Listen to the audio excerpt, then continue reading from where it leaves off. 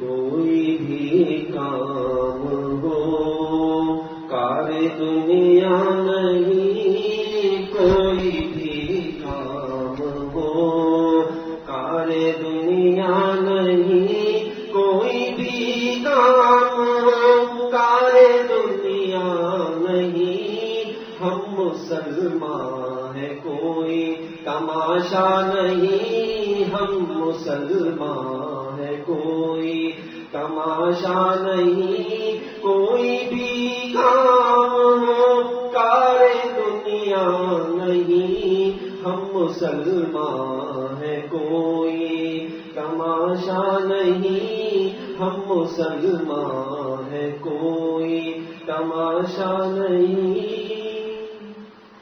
مسکراہٹ پہ صدقے کا لے لے ثواب، مسکراہٹ پہ صدقے کا لے لے ثواب، مسکرانا بھی مومن کا سستا نہیں، مسکرانا بھی مومن کا سستا نہیں، مسکراہٹ پہ صدقے کا لے لے ثواب، مسکرانا بھی مومن کا سستا نہیں، ہم مسلمان ہیں کوئی تماشا نہیں۔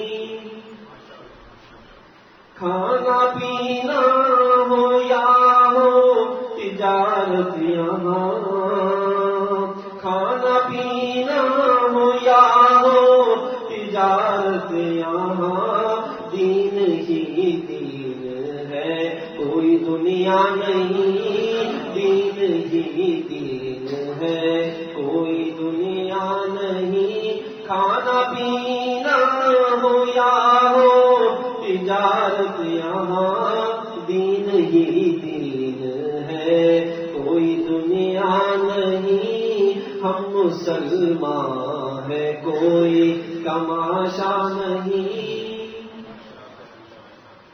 ہر قدم پر ہے منزل کا چین اور سکون، ہر قدم پر ہے منزل کا چین اور سکون، راہ چل کر ابھی ہم نے دیکھا نہیں، راہ چل کر ابھی ہم نے دیکھا نہیں، ہر قدم پر ہے منزل کا چین اور سکون، راہ چل کر ابھی ہم نے دیکھا نہیں، راہ چل کر ابھی ہم نے دیکھا نہیں، ہم مسلمان ہیں کوئی تماشا نہیں۔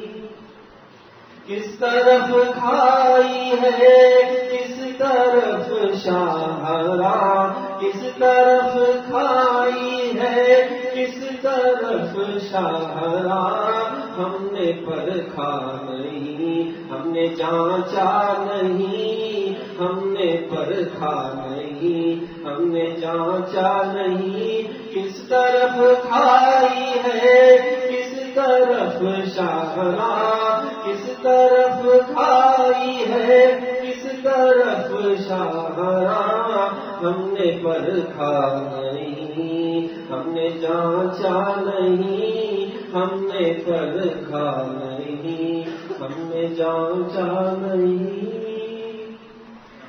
دی فقط کیا ہے روزہ نمازوں کا نام، دی فقط کیا ہے روزے نمازوں کا نام، کیا نکاح آپ کے دین کا شعبہ نہیں، کیا نکاح آپ کے دین کا شعبہ نہیں، دی فقط کیا ہے روزے نمازوں کا نام، کیا نکاح آپ کے دین کا شعبہ نہیں، کیا نکاح آپ کے دین کا شعبہ نہیں، دینداری بھی رسم میں، دینداری میں بھی رسم دنیا چلی، دینداری میں بھی رسم دنیا چلی، رسم دنیا کو ہم نے مٹایا نہیں، رسم دنیا کو ہم نے مٹایا نہیں، ہم مسلمان ہے کوئی تماشا نہیں۔ 100 مسائل نمازوں کے پوچھے مگر، 100 مسائل نمازوں کے پوچھے مگر، کیسے کرتے ہیں شادی یہ پوچھا نہیں، کیسے کرتے ہیں شادی یہ پوچھا نہیں۔ 100 مسائل نمازوں کے پوچھے مگر، کیسے کرتے ہیں شادی یہ پوچھا نہیں، ہم مسلمان ہے کوئی تماشا نہیں۔ کیسے نقطے مٹائیں یہ شادی سے ہم، کیسے نقطے مٹائیں یہ شادی سے ہم، شادی کیسے ہو سادی یہ سوچا نہیں، شادی کیسے ہو سادی یہ سوچا نہیں۔ کیسے نقطے مٹائیں یہ شادی سے ہم، کیسے نقطے مٹائیں یہ شادی سے ہم، شادی کیسے ہو سادی یہ سوچا نہیں، شادی کیسے ہو سادی یہ سوچا نہیں۔ کوئی بھی کام ہو کار دنیا نہیں، ہم مسلمان ہے کوئی تماشا نہیں۔ رشتہ داروں کی منت سماجت تو کی، رشتہ داروں کی منت سماجت تو کی، مالک الملک کو ہم نے پوچھا نہیں، مالک الملک کو ہم نے پوچھا نہیں۔ رشتہ داروں کی منت سماجت تو کی، مالک الملک کو ہم نے پوچھا نہیں، مالک الملک کو ہم نے پوچھا نہیں۔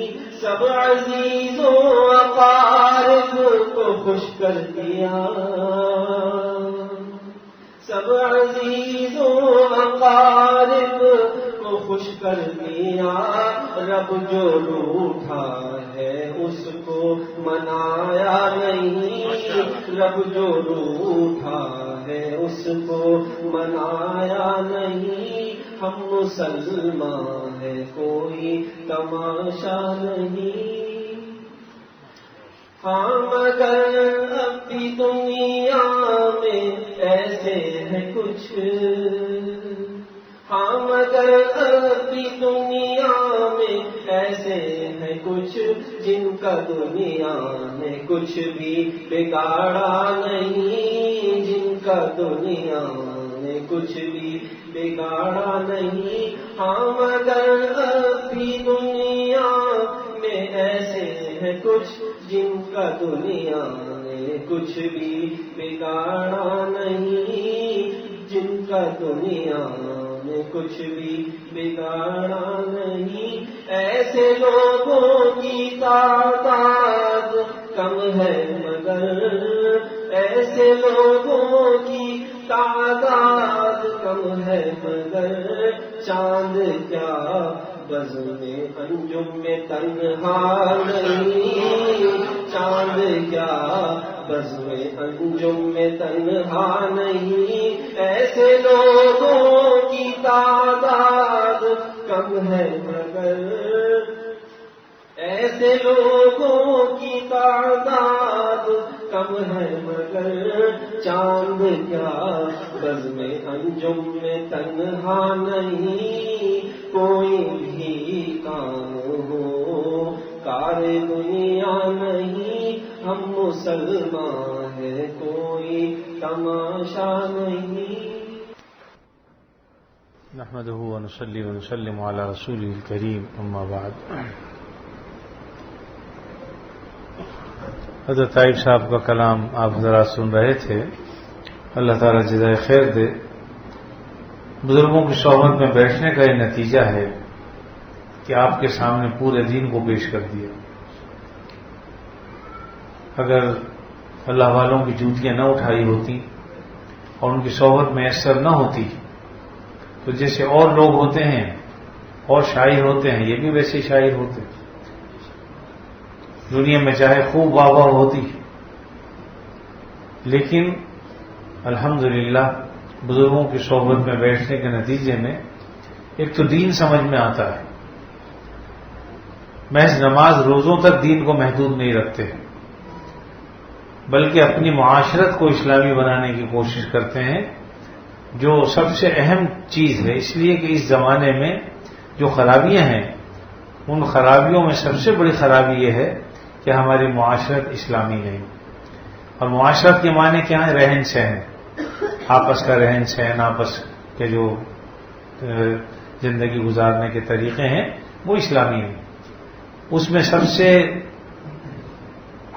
زیادہ اہم جو وہ شادی بیاہ ہے. یعنی ان رسومات نے ہمیں کہیں کا نہیں چھوڑا.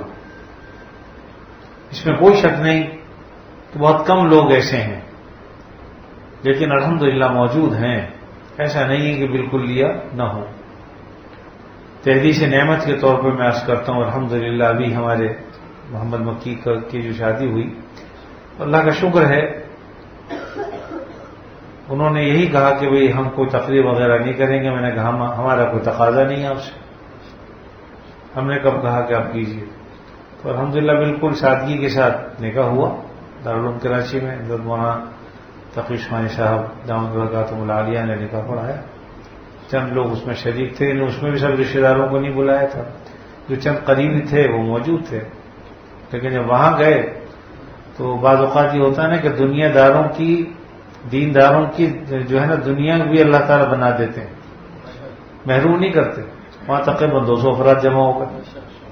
تو یہاں سے تو گئے تھے 5 آدمی، وہاں سے جا کے 500 ہو گئے. یہ اللہ کی طرف سے بہرحال ایک نعمت، ایک بڑا اجتماع ہو گیا الحمدللہ. اس کے بعد کیونکہ جمعے کا دن رکھنا تھا لیکن حضرت کا سفر تھا اس لیے ہم نے منگل کو غالباً کیا. تو بدھ جمعرات 2 دن چھوڑ کے تیسرے دن ہم نے کبھی رخصتی ہوگی تو الحمدللہ انہوں نے کہا کہ ٹھیک ہے آپ آ جائیے. تو 3-4 آدمی یہاں سے ہم گئے بس. اور جا کر الحمدللہ انہوں نے بھی اتنی سادگی کا مظاہرہ کیا اللہ تعالیٰ جزائے خیر دے کہ صرف دہی بڑے رکھے سامنے اور حلیم رکھی جو اس زمانے میں شاید کوئی سوچ بھی نہیں سکتا. اور گھر کے اندر جو لوگ موجود تھے صرف والد، بچی کا ماما اور 2 ان کے بھائی تھے، 3 وہ بس ایک کمرے کے اندر یہ تھے. اور ہماری طرف سے صرف یہ کہ میں تھا، 2 ایک بیٹے تھے بس، دولہا میاں تھے. یہ اللہ تعالیٰ کا احسان ہے کہ کرنا چاہے تو کوئی مشکل نہیں. جنہوں نے ناک کا مسئلہ بنا لیا ہے ان کی بات الگ. ناک کا مسئلہ مت بنائیے. اگر کوئی تقریب بھی کر لیتا ہے لڑکی والا تو اس کو سنت سمجھ کے نہ کرے. ہمارے بزرگوں نے ایسا نہیں کہ بالکل لیا کوئی کفر قرار دے دیا اس کو. اگر کوئی کر رہا ہے اس کو سمجھا دیں کہ بھئی یہ دین نہیں ہے، اس کو سنت مت سمجھیے لیکن کوئی حکم بھی مت لگائیے. اس کو سمجھانے کے طریقے سے سمجھائیے. آج وہ کر رہا ہے، ممکن ہے کہ آج لوگوں کے دباؤ میں ہو لیکن جب اللہ تعالیٰ اس کو نکال دیں گے تو کل انشاءاللہ وہ بھی اسی پر آ جائے گا ساتھ ہی. جبکہ فائدہ بھی اس میں انہیں کا ہے. اب تقریب نہ ہوئی تو 1 لاکھ 2 لاکھ 3 لاکھ روپے تو بچ گئے.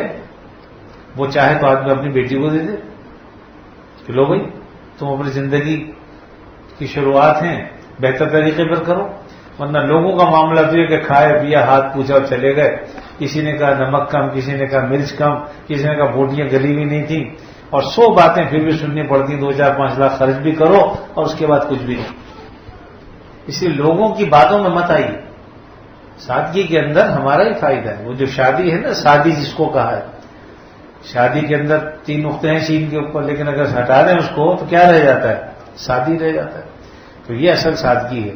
صحابہ کرام کے اندر تو ایسی سادگی تھی کہ ہم اس کا تصور ہی نہیں کر سکتے. انہوں نے تو اس طریقے سے کیا کہ الحمدللہ آج ہمارے لیے مثال ہے. ایک صحابی کسی کے ہاں گئے، ایک صاحب نے کہا بھائی میری شادی فلانے کا کرا دیں آپ، یعنی میرا پیغام لے کر جائیں کہ وہ مجھ سے شادی کر دے اپنی بیٹی کی. چنانچہ وہ لے کے گئے پیغام کہ بھائی فلاں صاحب یہ چاہتے ہیں کہ آپ ان کا رشتہ قبول کر لیں اور اپنی بیٹی کی شادی ان سے کر دیں. انہوں نے کہا بھائی ان سے تو میں نے نہیں کرنی، آپ اگر چاہیں تو آپ سے کر سکتا ہوں. اس نے کہا کر دیجیے بسم اللہ. تو وہیں پر ہی گھر میں نکاح ہوا. جو 2-3 آدمی تھے وہ شریک ہوئے اور لے کے چلے گئے بیوی کو اپنے. یہ اتنی اس قدر سادگی آج کوئی سوچ سکتا ہے؟ تصور بھی نہیں اس کا. اور اس میں کوئی غیر شہری بات نہیں ہوئی. بعض لوگوں کو ذہن میں آتا ہے کہ واہ بھائی گئے تھے کسی کی کرانے اپنی کر کے آ گئے. بات یہ ہے کہ انہوں نے تو انہی کا پیغام بھیجا تھا جس کے لیے گئے تھے. جب انہوں نے انکار کر دیا اور ان کو کہا کہ تم چاہو تو انہوں نے کہا ٹھیک ہے میں نے قبول کیا. اس میں کوئی شرم بات کی بات نہیں. منع اس صورت میں ہوتا ہے کہ ایک بھائی نے پیغام بھیجا ہوا ہے اور آپ اس کے پیغام پر اپنا پیغام بھیجیں، یہ ناجائز.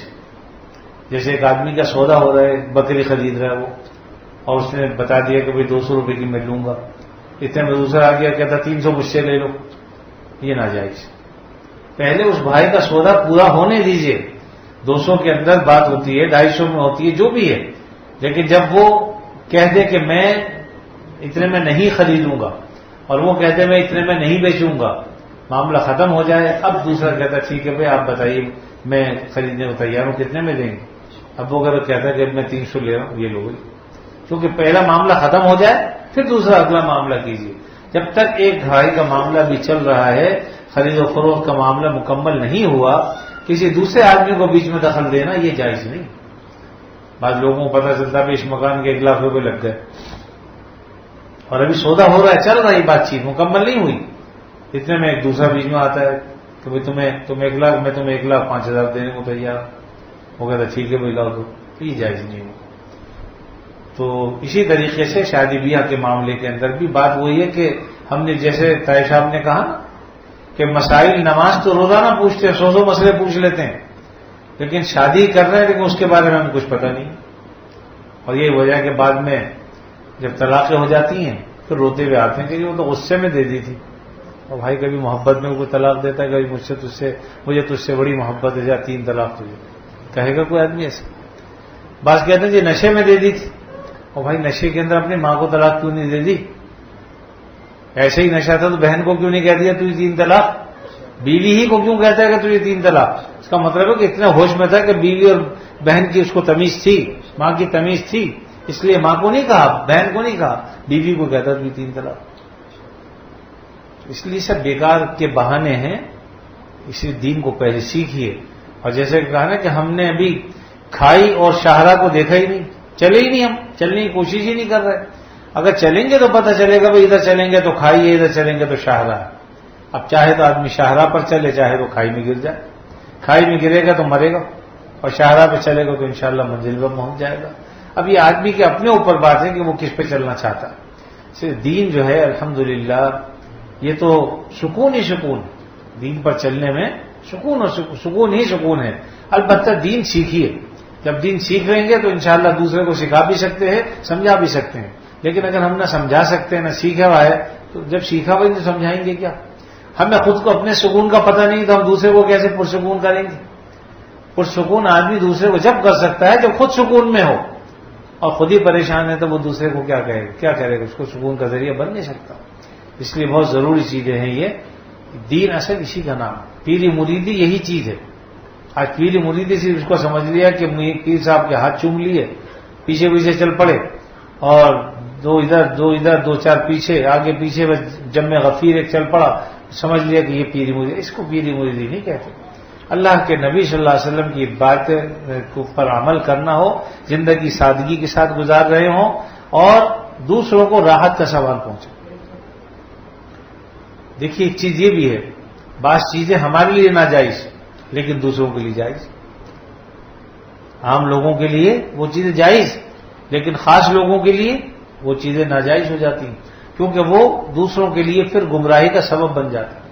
بہت سی چیزیں مباحات میں سے ہیں، لیکن جو لوگ دین پر چلنے والے ہیں بلکہ چلانے والے ہیں ان کے لیے بعض اوقات ہر وقت نہیں، بعض اوقات وہ مباح چیز بھی روکنے کا سبب بن جاتی ہے، یعنی مباح چیز سے بھی رکنا لازم ہو جاتا ہے، اس لیے کہ بعض لوگ اس مباح کے نتیجے میں پھر حرام میں گرفتار ہو جاتے ہیں۔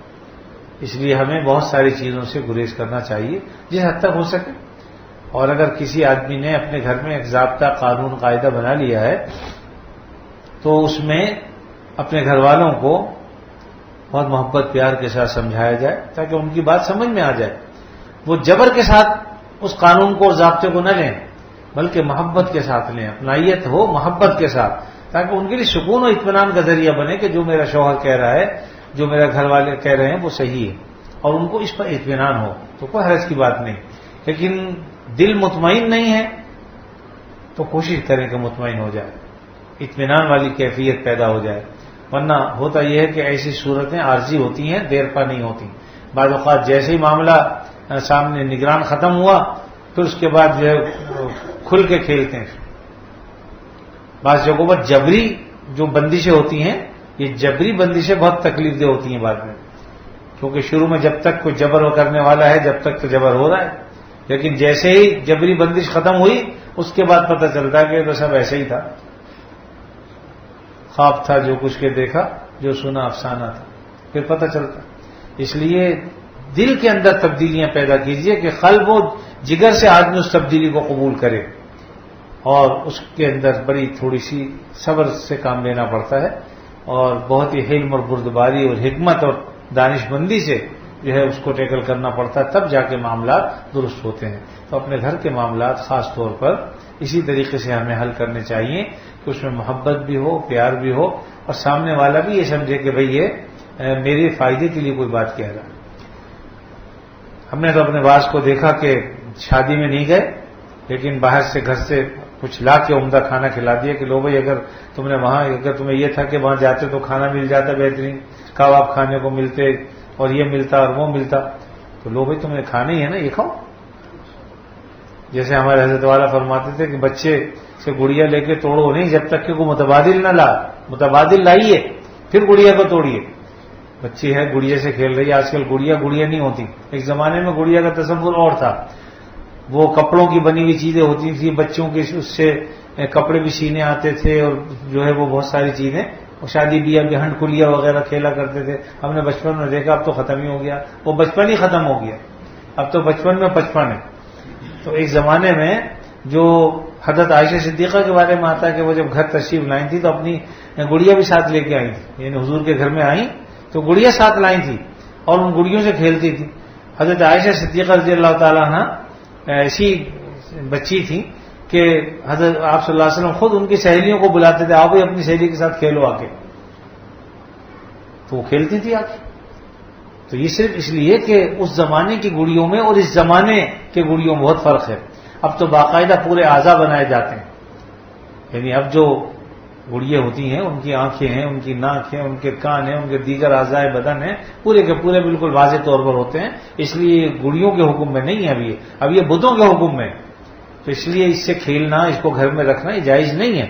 لیکن لازمی بات ہے کہ بچوں کو تو دین کا مسئلہ نہیں پتا، اور اس کا طریقہ یہ ہے کہ اپنے بچوں کو اس سے دور رکھنے کے لیے پہلے کوئی متبادل چیز جو ان کے لیے دلچسپی کا سبب بنے وہ لائیے، مثلا کوئی خوبصورت سا جہاز خرید لیں، کوئی جیپ خرید لیں، کوئی ٹینک خرید لیں، تاکہ اس کو بچہ اس سے بہلے، اور جب وہ اس سے بہل جائے تو گڑیا نکال دیجیے گا خاموشی کے ساتھ۔ جیسے کوئی پان چھوڑنا چاہتا تو پہلے سونف پہ آ جائے، میٹھا پان کھانا شروع کر دے اگر زردے کا پان ہے، پھر آہستہ آہستہ سونف پہ آ جائے، ملیٹھی ڈال لے، اور پھر آہستہ آہستہ پان بھی چھوٹ جائے گا انشاءاللہ۔ تو اگر بری عادتوں اور بری لت کو چھڑانا ہو تو اس میں کم سے کم آپ اچھے کام اس طرح سے تدبیر کیجئے کہ گھر میں فساد بھی نہ ہو، کام بھی بن جائے، تو انشاءاللہ اس سے سہولتیں پیدا ہوتی ہیں۔ جبر بعض اوقات جو ہے وہ اور مشتعل کر دیتا آدمی کو، اس لیے جبر سے کام نہیں لینا چاہیے، بلکہ صبر سے کام لے، حلم و بردباری سے کام لے، دانش مندی سے کام لے، اور یہ کہ اصل میں وہ تبدیلی ایسی آئے کہ اندر دل سے تبدیلی ہو۔ بعض مائیں بہنیں بیٹیاں ہماری الحمدللہ وہ دین پر اتنی اچھی عمل کرنے والی ہیں کہ صرف خود عمل نہیں کرتی بلکہ اپنے شوہر کے لیے بھی وہ تقویت کا سبب بنتی، شوہر ڈھیلا ہوتا ہے تو وہ کہتی نہیں یہ کرنا ہے جو کچھ، اور وہ بہت اچھے انداز میں ان کو لے کے چلتی ہیں، شوہروں کو بھی. اللہ تعالیٰ نے عورتوں کو بھی بڑی حکمت عطا فرمائی ہے. بعض خواتین ماشاءاللہ بہت دانائی کے ساتھ اپنے گھر کو چلاتی ہیں. شوہر جو ہے دین پر نہیں چلنا چاہتے، پھسلتے ہیں، لیکن وہ بیچارے وہ سیدھے راستے پہ لاتی ہیں. ایسی بھی ہیں، ایسی ماؤں بہنوں کو ہمارا سلام. لیکن اگر کوئی ماں بہن بیٹی ایسی نہیں ہے، اس کی ابھی تربیت نہیں ہو سکی، تو آپ اس کو آہستہ آہستہ راستے پر لائیے. ایک دم اگر کریں گے تو مشکل ہو جائے گا. پسلی کو سیدھا کریں گے تو ٹیڑھی ہے نا، ٹوٹ جائے گی. تو ٹیڑھی رہتے ہوئے، ٹیڑھا رہنے میں ہی حسن ہے اس کا.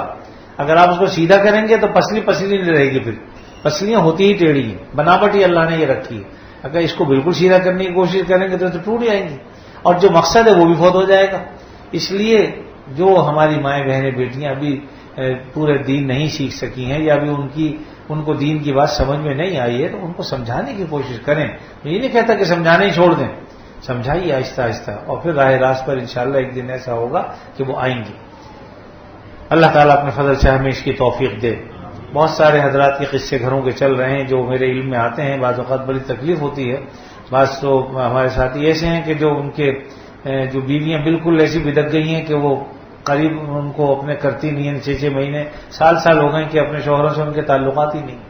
گھروں میں رہتے ہیں بیچارے، لیکن ایسے ہی رہتے ہیں کہ جیسے ایک اجنبی گھر میں آیا اور چلا گیا. لیکن اس میں ان کا اپنا بھی قصور ہے، اور وہ اس کو تسلیم بھی کرتے ہیں کہ ہمارا قصور تھا، کاش کہ ہم ایسا نہ کرتے شروع میں.